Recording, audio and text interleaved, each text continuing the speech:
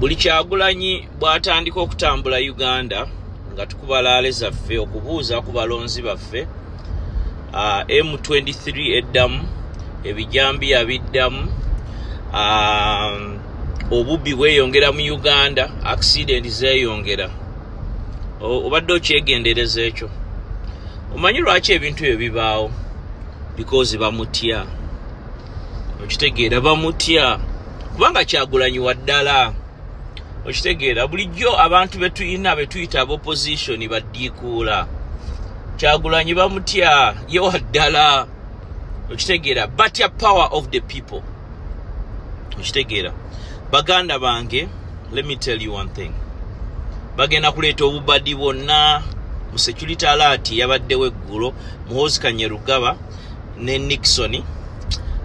ne Kayihura bamiitinze neera bapanga bubadi bulala bwakustoping alaale zaffe naye Muhoozi let me tell you one thing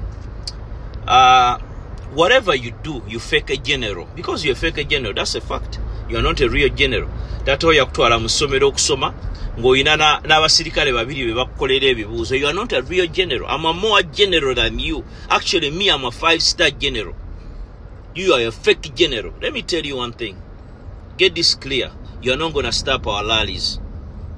okitegeera ne bw'onooyogera ki ne muteekawo kabadi ki we are not going to stop the rallies ogenda okubuuza ku bantu baffe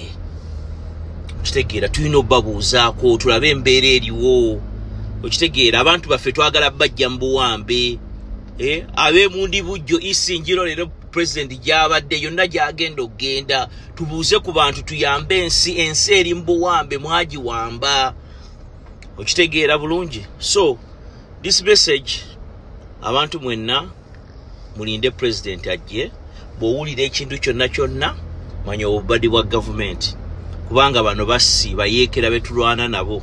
olaba batta bannaabwe abiriga isima yali akeera ng'ayogera NRM MK Muhoozi n'amutta bano tebalinaako Luganda